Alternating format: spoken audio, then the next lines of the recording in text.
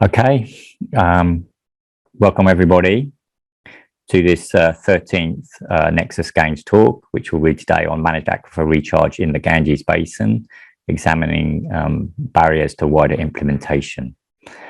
Before we start, I'd just like to say a very few brief words about our colleague and friend Kakramon, who unfortunately passed away last week at the young age of 46. Kakramon was on the management team of the NEXUS Gains initiative. He was the coordinator of our research in Central Asia. He was a very warm and kind-hearted person. He was very passionate about the work that he was doing and the critical importance of managing water resources in the Central Asian context. He was an excellent team player and was always very willing to volunteer. He was a very good colleague. He understood the importance of the Nexus and of the Nexus approach, and he was part of the team that demonstrated it very clearly in the pumped irrigation schemes in Uzbekistan and Kazakhstan in Central Asia.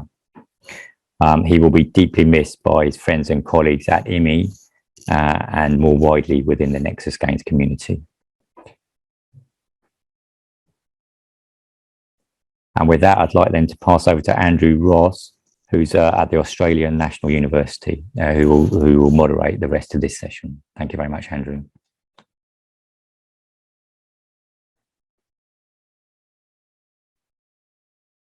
Okay, good evening, everybody.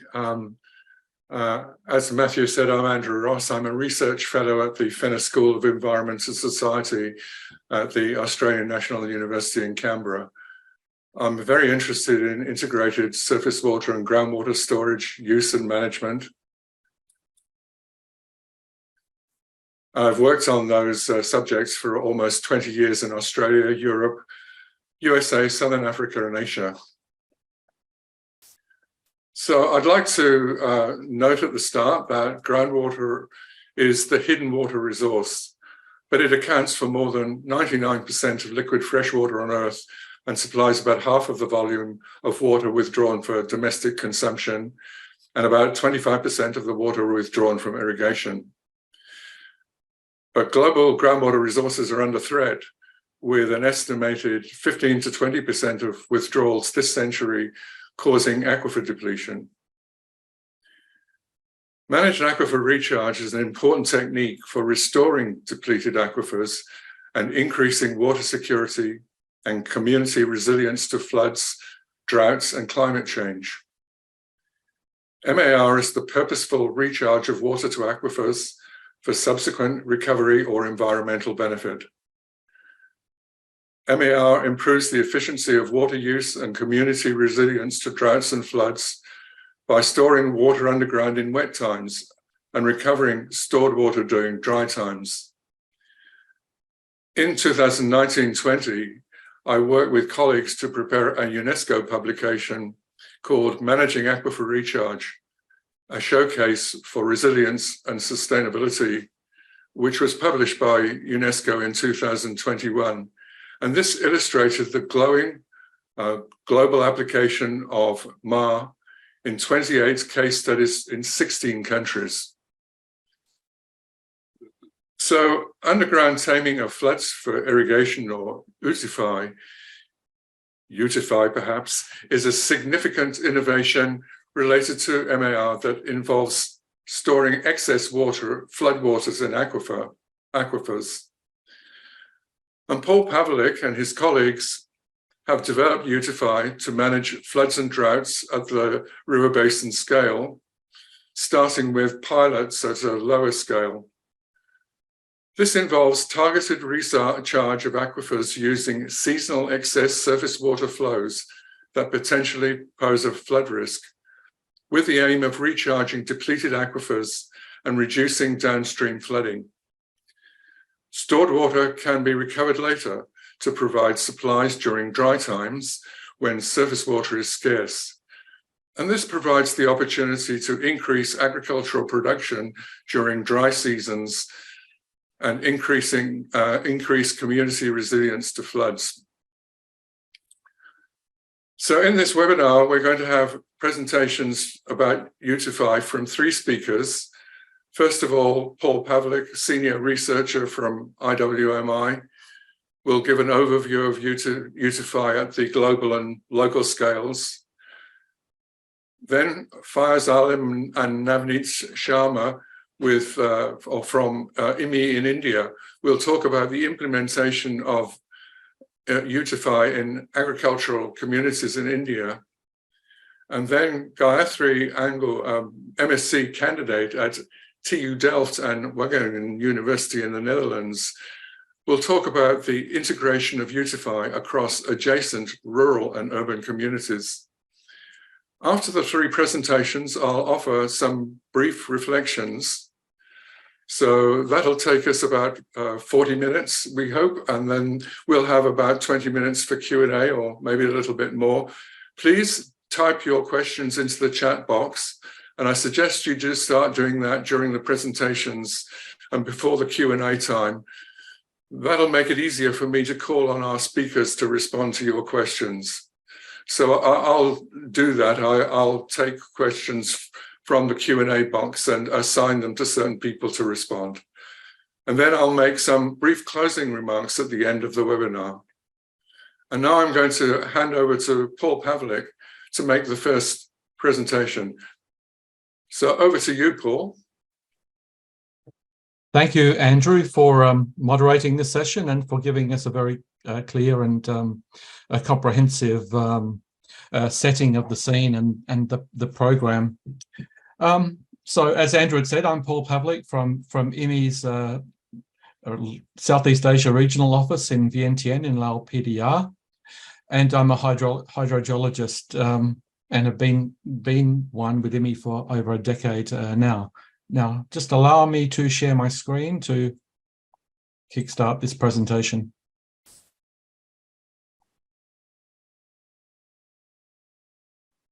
So basically, let's begin with the rationale for this work that we're presenting today, and that's the consequences of growing water variability across the globe. And regardless of what type of water indicator you consider, whether it's groundwater storage or floods or droughts, drought risks, all the trends in recent decades are worsening. And that means that we need now to deal with growing variability in water availability, and that need to deal with it has probably never been greater.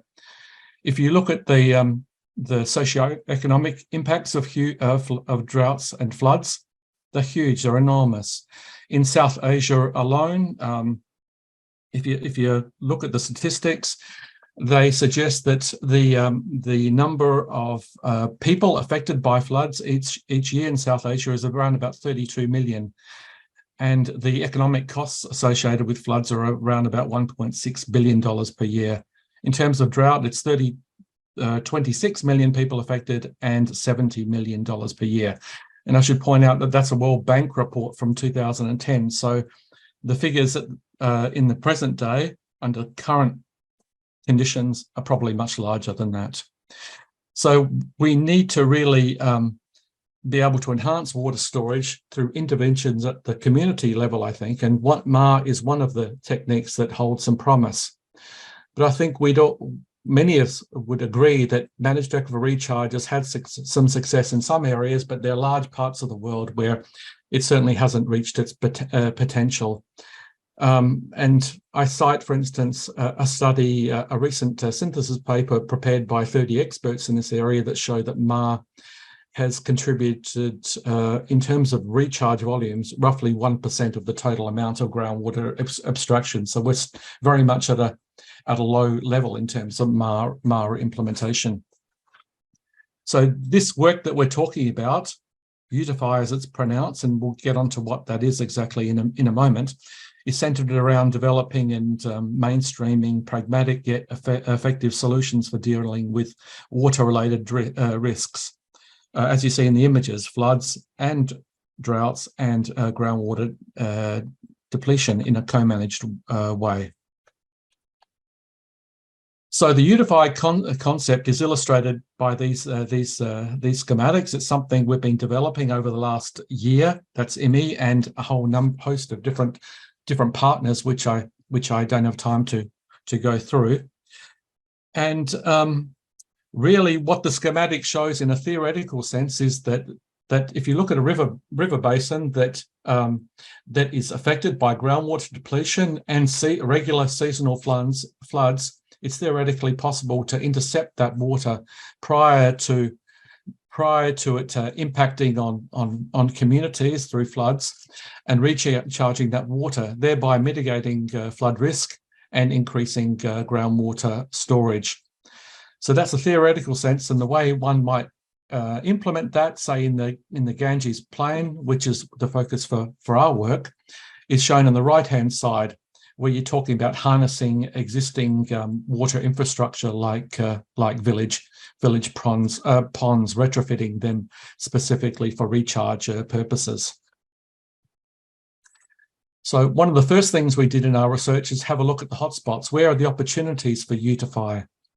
And this is not the first suitability map we developed, but it's certainly the one at the largest scale.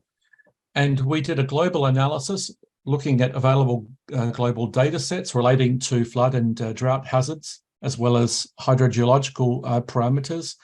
And we're able to assess where the opportunities for UTFI are globally. And the results were quite striking, I think. If you look at the areas of high to very high potential illustrated by the greens, you'll see that they cover roughly 40% of the world's cropped area, and they extend over every major continent on the Earth. So that's roughly 600 million hectares of land suitable for UTFI in theory. And that takes in around about half the world's population and around about 200 cities with populations of over 500,000 people. So tremendous potential there. And you'll see in the map the purple diamond in the middle of India, and that's where we've focused most of our work. And surprise, surprise, it's in a high potential area. So looking at the hydrology at the river basin scale, we've developed surface water and groundwater models of the Ramganga basin. This is one of the major tributaries of the Ganges River Basin. It's an area of about 30,000 square kilometers. And this set of models, ModFlow for groundwater, SWAT for surface water, and HECRAS for the hydraulic system, have been developed and calibrated based on data. And we looked at different scenarios over a 1 year, a decade long period. And in summary, it shows that if you do enough implementation of UTFI, and by that I mean at least 20% of the excess river flow, that flow which would otherwise leave the Ramganga Basin, then you're able to do two things. One is reverse the groundwater depletion, which has been happening in this region for several decades, and reduce the flood inundation. So that's the theoretical scenario, and it's based on some of our field testing around the performance of UTFI pilots at the village level. But of course, it's only one pilot, as you'll get to in a minute. So the assumptions in terms of scaling up to the basin scale are huge, but it does show at least the theoretical potential.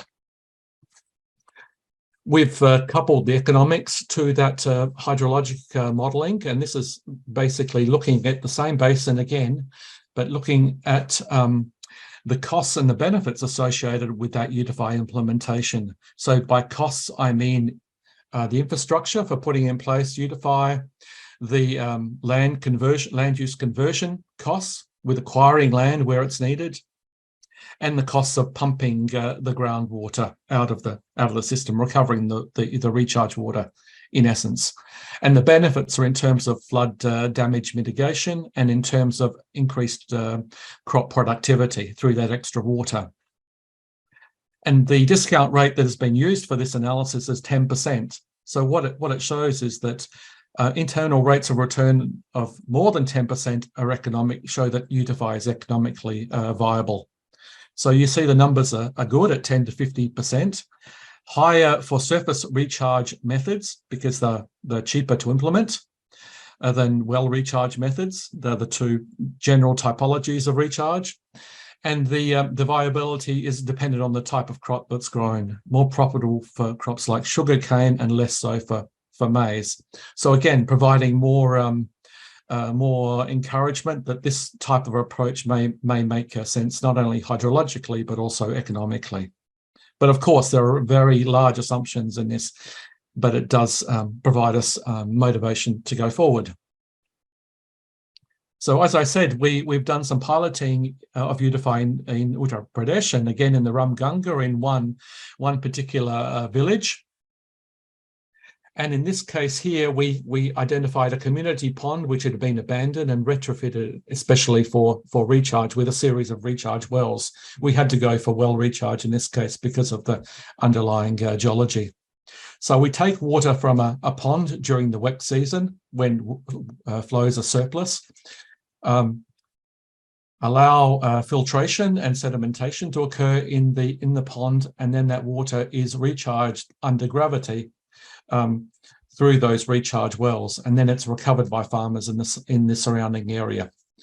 So we set up this site, and you can see the pictures there of the village pond before and after the implementation, and we went about analysing the performance of this and the impacts from various perspectives: technical, social, and economic, and so on and so forth. So quite a bit of work was done. And I'll just give you a little bit of a flavour in terms of the water quantity related findings. In essence, we did the trial for 3 years and showed that rates of recharge in this one pond was anywhere from 26 to 62 million litres each year, each wet season. So that volume from that site was sufficient to irrigate. It was the equivalent of being able to irrigate 8 to 12 hectares of irrigated land, depending on the choice of crop, or around about 2 to 4% of the natural recharge in that village area. And interestingly, the highest recharge was in the average rainfall year of 900 odd millimetres. It was lowest in the high rainfall year. So a little bit of food for thought, and that might trigger a question or two. And that brings me on now to the work that my colleagues will be talking about in the next two presentations. Since that piloting was done, there's been quite a bit of interest from the government of India, both at the central level and at the state level, in terms of implementing managed aquifer recharge. And there are different types of programs underway in the Ramganga and elsewhere in the Ganges Basin that have started to convert different structures for recharge. But because they're done under different programs and under different ministries, we don't have a good handle of how much implementation there is, and certainly don't know anything about its functioning and performance. So that's what we're trying to do now under the current frame of work.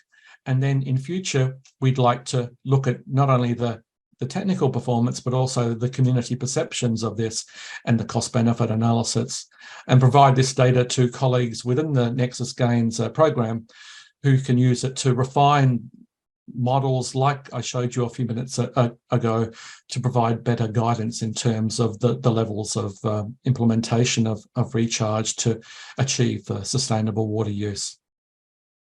So I'll stop sharing and hand the mic over to my colleague, Navneet Sharma. Thank you.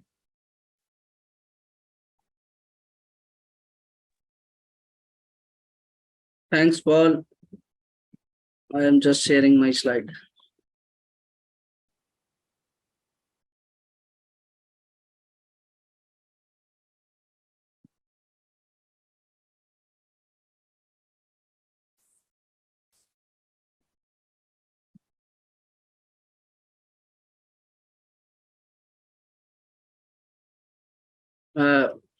Hi, as per Andrew's introduced, I am Navneet Sharma, working with the International Water Management Institute.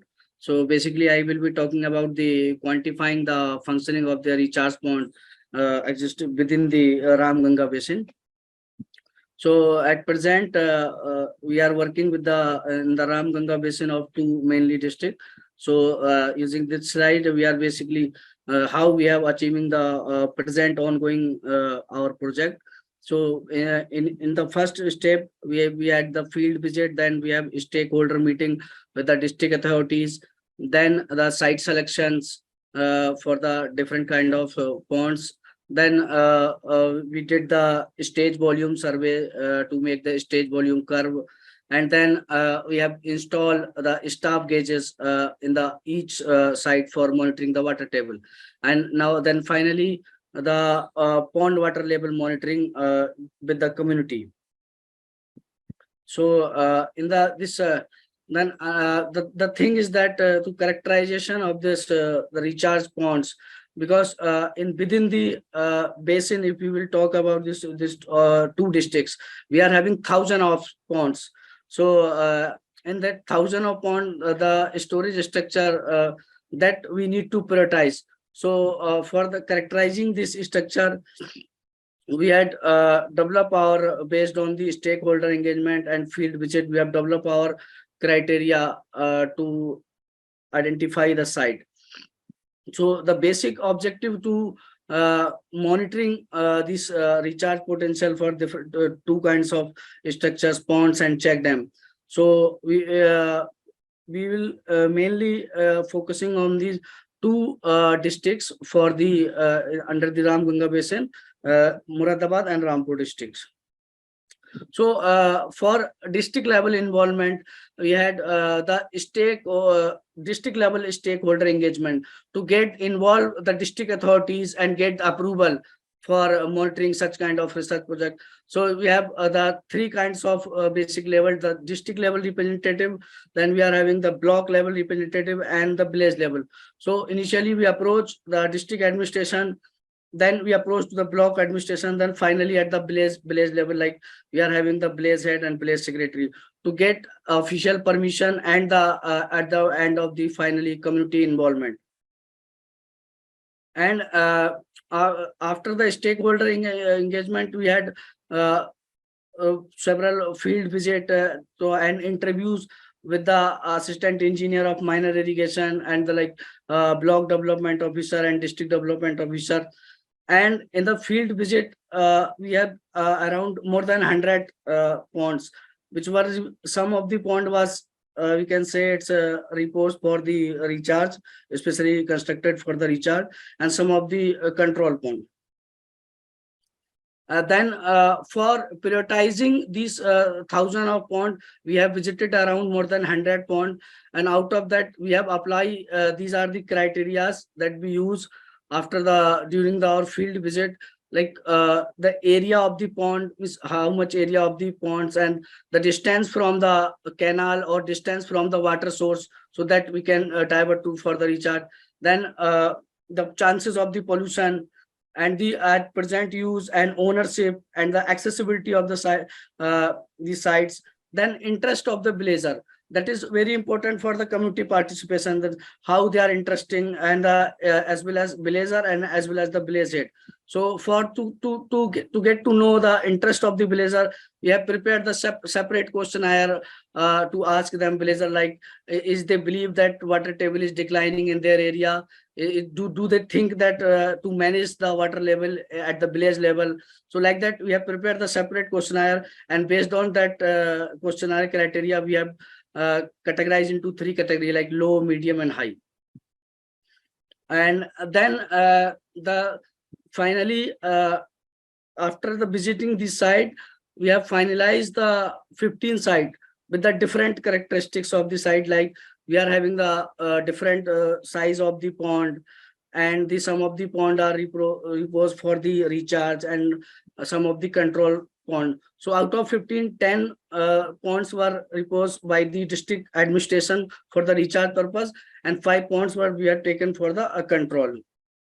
And also we have taken this administrative things and the variability of this groundwater table is how some of the site we have taken from the deep region, and some of the site we have taken for the shallow region. And the feasibility for the monitoring, we have considered the physical and the social things to consider during the how we can monitor for the each site. And if we are talking about the upscaling, how we can upscale this with the ongoing national level schemes and the state level scheme. So we have reviewed the ongoing government schemes, and then we have national and stakeholder engagement process.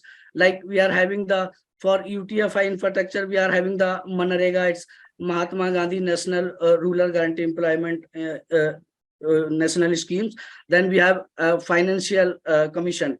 So and then same, the capacity building can be meet out from the Atal national groundwater schemes. Then we are having the solar irrigation scheme and different kinds of schemes that can be convergence with the UTFI. And now from here, my colleagues Faiz will talk about the how this we are taking further next. Okay. Thanks, Navneet. Go to the next slide. Yes, so just to briefly, as Paul mentioned, last time when we worked on the pilot, what we focused was at this highly manageable, highly managed pilot with 10 recharge wells. We put a lot of efforts quantifying recharge from this single pond. We had staff gauges involved, we have piezometers, we have local infiltration test, canal level. Next slide. And the idea was we wanted to know how much water could be recharged from this single site under this particular design. But what we need, as Navneet mentioned, is that there are thousands of ponds in the Ramganga Basin, and they come in different shapes, they come in different design. The government itself is working on doing recharge ponds. From the last pilot, we got the results, which also Paul presented, is that we can recharge up to 7 to 14 times the storage capacity of a pond. The recharge rate through this intervention increased by around 9 to 18 times. But how accurate or how basically, but do these results represent the wider picture of thousands of ponds we have? Maybe not. And this is the idea. This is what we are currently doing in this current work. From the 100 sites that Navneet and we visited together to characterize them, we have selected 15 sites, and in these 15 sites, we are trying to repeat or do the same thing to characterize how much potential recharge these ponds are doing and what we can do to enhance them. Next slide. So as a way to basically go around quantifying the recharge, we are basically taking a mix of direct and indirect methods. Direct includes measuring water levels, and indirect inferring the recharge from the nearby piezometers. So what we have done in these 15 sites distributed across Rampur and Moradabad district is do the survey, develop their storage volume curves. Next slide. So we have storage volume curves for all the sites have been prepared. Next slide. Then what we have done is installed staff gauges in all these ponds. So the monsoon came a little bit too early for our work. So this is what the site looked like on 17th June when the initial survey was done. The monsoon, there were heavy rains in the first week of July and week of June. It's already full, but the team has already installed staff gauges in all these 15 sites. So now we have started monitoring these sites in terms of their recharge rates, how much water is coming, how much water is there, how much water is being recharged each day. Next slide.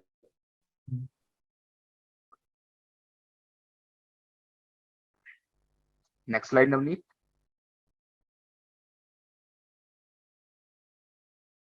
Okay, and this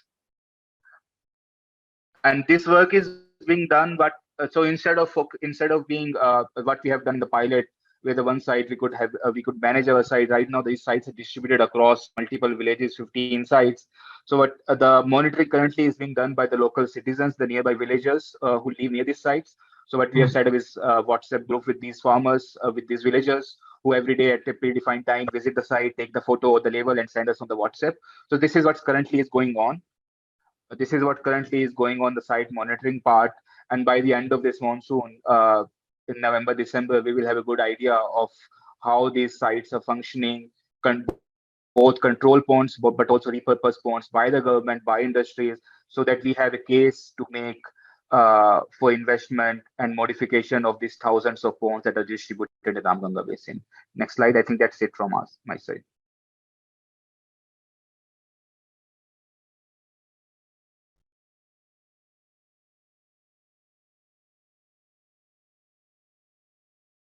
Yeah, okay. Thanks very much indeed for that nice presentation. A nice double act there. So Gayatri, would you like to go ahead? Yep, thank you. Just a second.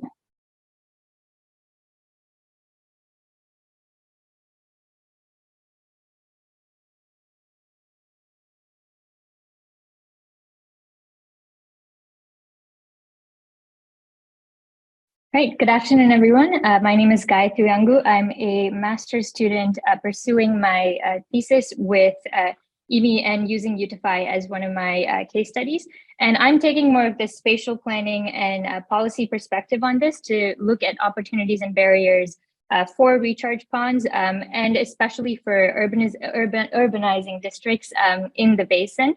And I'm exploring that through rural-urban linkages specifically. And for today, I just wanted to paint a broader picture of my research. So I'm in a 7-month thesis period. I have 2 months left. So as of now, this is going to be more of a status update presentation, and I will share a bit about what I'm studying, where my study location is, why this matters, some key findings, and how I hope to tie this all together in the remaining 2 months. So just to really quickly get into the background of all of this, and my personal background being a master's student, I'm based in the Netherlands, and I actually study sustainable urban development. So a little bit more on the urban planning view of spatial issues, in this case, it being groundwater management. And I am based at the AMS Institute, which is affiliated with TU Delft and Wageningen University here in Amsterdam. As for my research itself, going into my thesis, my objective was to think about groundwater sustainability more holistically. So tying the rural and urban aspects and seeing what the impact of each side is on the other. And given EME's current work with UTFI being more focused on rural ponds, I'm also exploring opportunities for urban MAR. And all of this is against the backdrop of urbanization, and I'm taking the timeline up to 2035. And as we've seen, we know that there is sort of this trifecta of issues hydrologically, which UTFI helps solve, that being groundwater over-extraction, river floods, and also agricultural drought. So my hope is to position all of this against the issue of urbanization, and especially with Indian cities and the Indian River Basin. It's an interesting context given that we have both growing cities and growing agriculture. It's not necessarily a case of industrialization with agricultural GDP going down. And so there isn't necessarily a rural to urban exodus here like you might see in other parts of the world, which makes all of this just a very fascinating region to study. And on that, my specific zone within the Ramganga Basin. So UTFI focuses largely on the Ramganga Basin, but I am zooming in a little further into just the upper part of the basin for the district of Moradabad.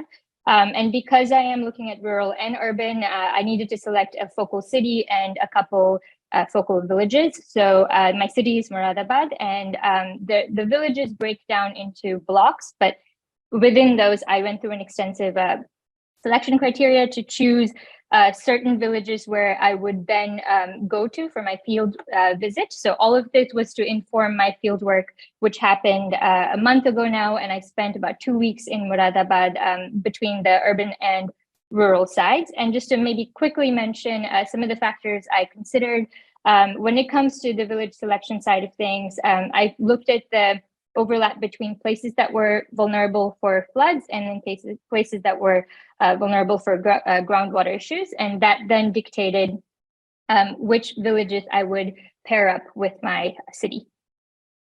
And I kind of wanted to just quickly take a step back and emphasize why here and why now. Why does any of this matter?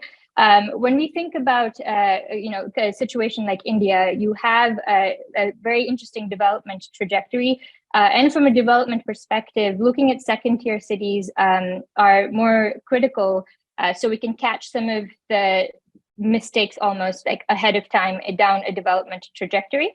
So more than first-tier cities, second-tier cities tend to be where a lot of work can still happen.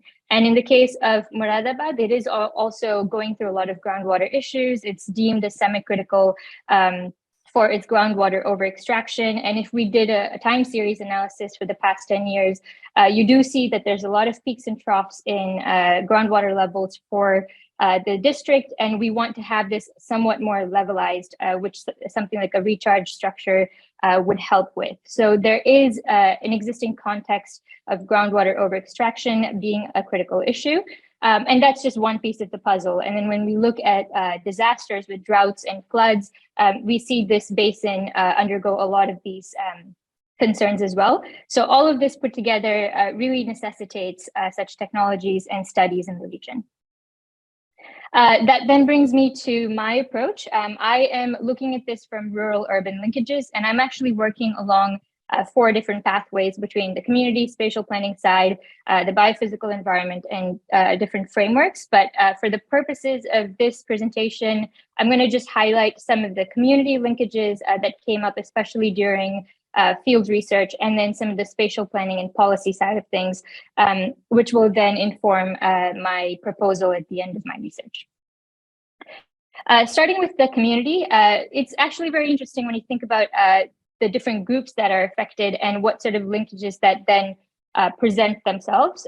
So on the rural and urban sides, depending on who you speak to and what their connection, that group's connection to water is, it directly influences that group's sort of sense of ownership over water. And that is an interesting and a critical piece to understand, because your sense of ownership over water, be that groundwater or surface water, then kind of dictates your concerns for the future. So how you perceive the problem, be that flooding or groundwater or drought. So your perception of the problem really depends on your day-to-day interactions with water itself. And it's necessary to understand that perception, because that then helps us think about how we could propose a community intervention like MAR and UTFI, because simply put, if you don't feel the problem, you don't necessarily need a solution or don't see the need for a solution. So understanding that problem perception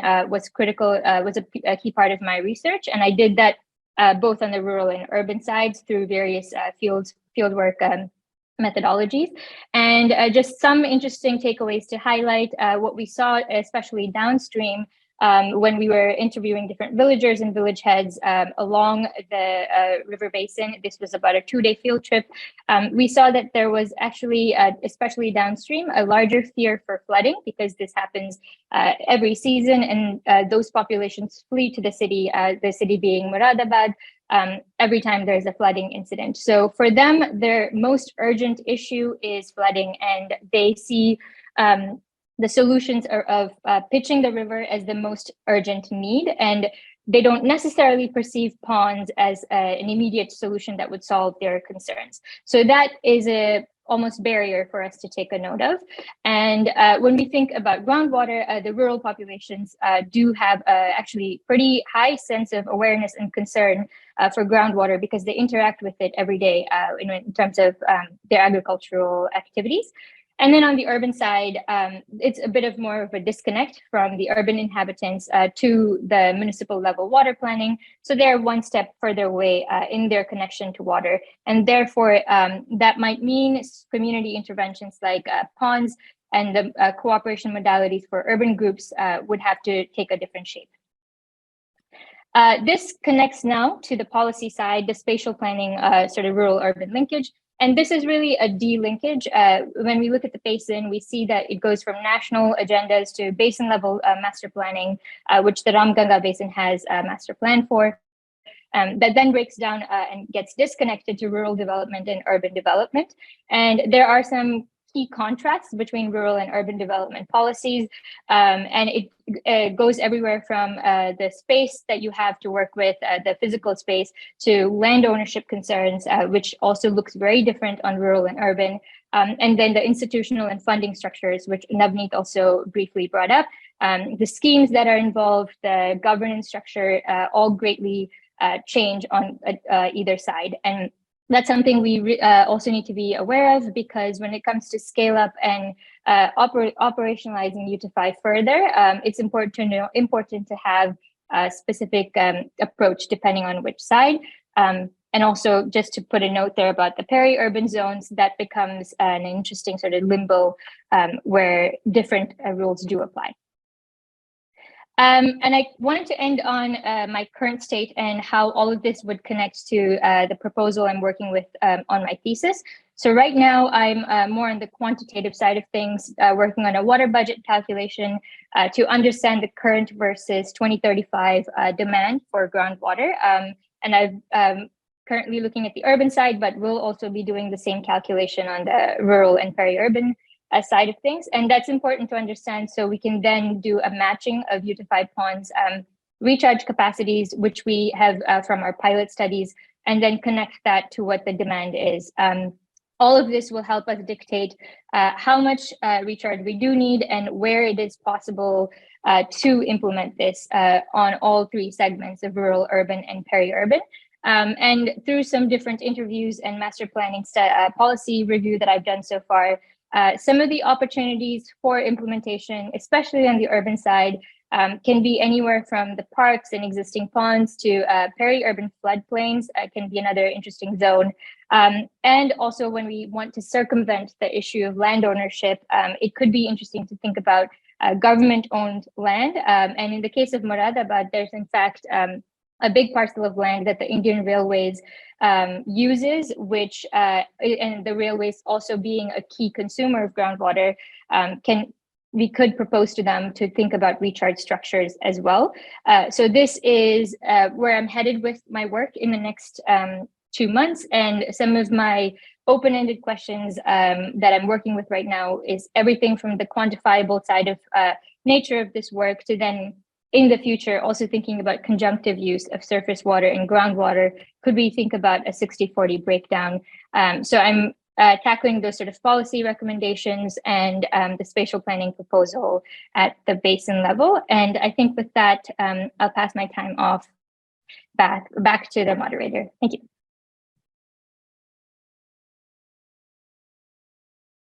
That's great, Gayatri. Thank you very much. Very interesting work. So now I'm conscious of the fact that we've lost just a little bit of time. On the other hand, I noticed that the colleagues have been doing fantastic work replying to questions in the chat. That's been a really great effort. So we haven't got many questions remaining. 11 questions have already been answered. That's tremendous stuff. Well done, fellows, everybody. So I will just make 1 or 2 reflections now, and then we'll go back to the Q&A for a few minutes. So, I mean, first, obviously, UTFI has the potential to make a very important contribution, at a high level to achieving, even to achieving the water sustainable development goals and improving water and food security, contributing to healthy ecosystems and increasing resilience to climate change. And these 3 talks by Paul and Navneet and Gayatri and Alam have summarized substantial progress made in demonstrating the local benefits of UTFI affecting hydrology and modifying flood regimes. And several local case studies have demonstrated the scope for collective management by agricultural communities to modify agricultural practices, things like crop mix, water application, and so on. Great work on selecting suitable recharge sites and monitoring, building and managing infrastructure for UTFI, and an emerging work at a larger scale on monitoring and evaluating recharge operations. So then the next big steps where this program is going is upscaling UTFI to larger regions where it might be able to capture, say, 20% of the excess flows regionally and make a significant difference to water management at a basin scale, but also to demonstrate the effectiveness of UTFI as a tool to reduce water supply variability and co-manage the risks of floods and aquifer depletion across the rural and urban areas.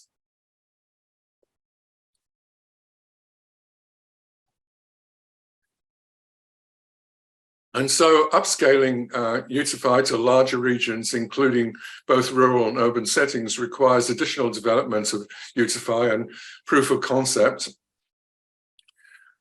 First, it's worth noting the further work that's being done to evaluate hydrological change and socioeconomic impacts, as described in the Navneet and Fayez presentations.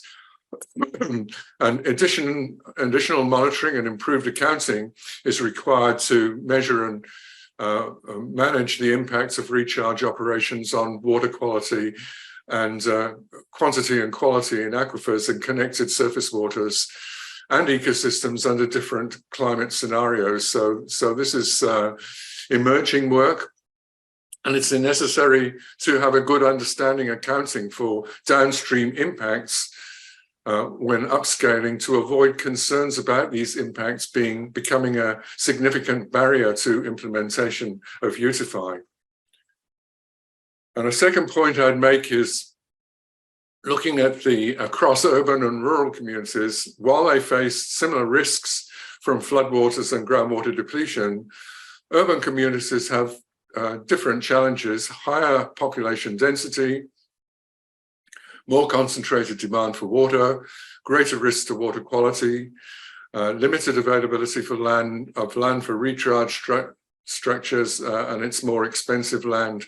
And these factors, together with specialized water agencies, water governance structures, and large stakeholder groups, suggest that specific UTFI solutions may be needed for urban areas.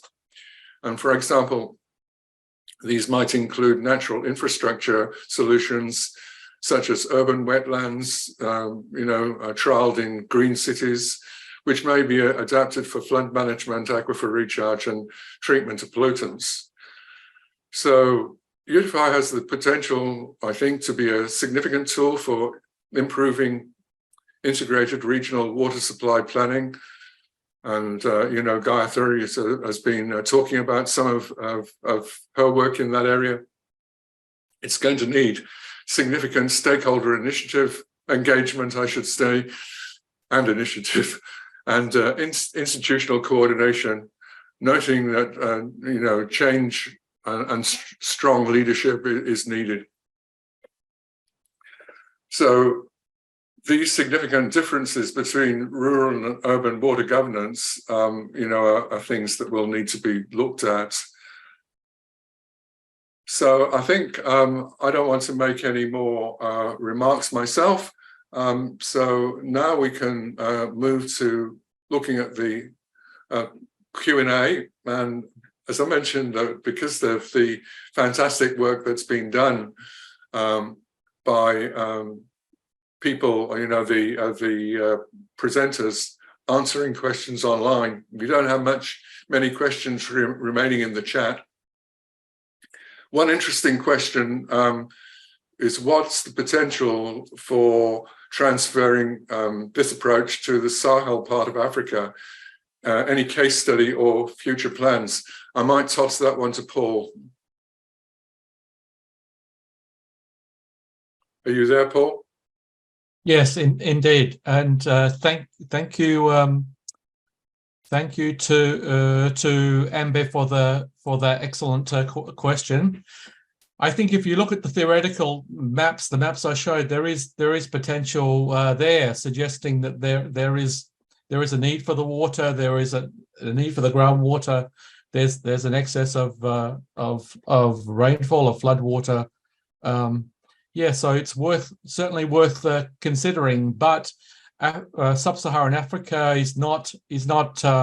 doesn't have a lot of experience in MAR, so I think one needs to do this in a very look at the potential to do a feasibility study and do things in a slow and staggered way over a number of years, going from feasibility, and if that proves attractive, then to move into pilots and capacity building and stakeholder engagement. So do it in that way, but not immediately rush into large investments. I'm not familiar with much in terms of groundwater recharge in the Sahel, but I was involved in a study in southwest Niger where, because of land use change, the groundwater recharge had increased and groundwater levels were rising. So although the maps may show it, the big picture, that there is a potential, one needs to look in much more detail at the local situation to see that the opportunities are really there and that the local demand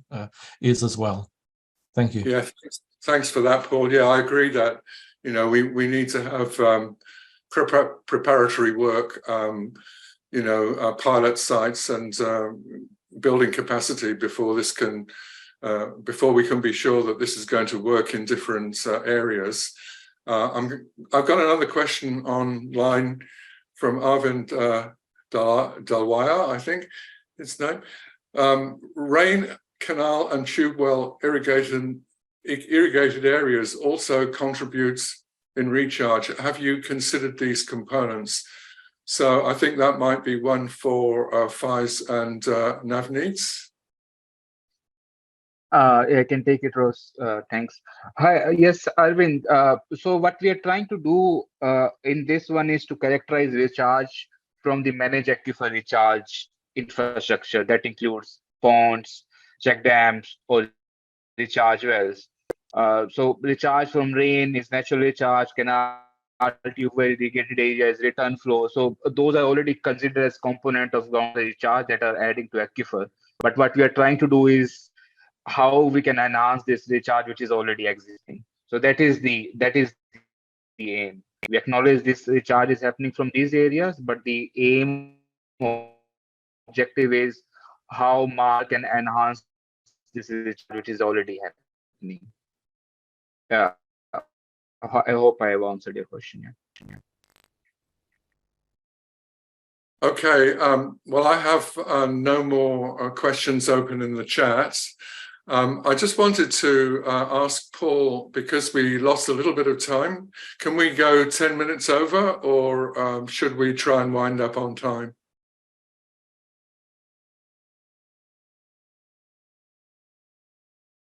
I think we can stick to the schedule. Yeah, I think we've got 5 minutes. 5 minutes left. Okay, well, in that case, I might just wrap it up if you agree with that. It'll only take me a couple of minutes to make one or two closing remarks and thank yous. Shall I go? Just go ahead. Yeah, so this webinar has introduced the development of UTFI, which is an important new innovation to store excess floodwaters and use them to improve food production and water security. And I'd like to thank all of the speakers for their great presentations and also for their terrific work in answering the quite a few questions that came in through the through the chat and the Q&A during the presentations. And also thanks to the many people who joined the webinar, especially to all of you who did ask those great questions. UTFI is a highly promising innovation. There's been good progress in developing it at a pilot scale. Now it's time to take the next steps to prove the concept at larger scales, integrated with higher level government programs and policies in India, with possible extension to other parts of the world, and also to broaden the agenda through into the rural urban areas, and with more attention to the interface between those areas.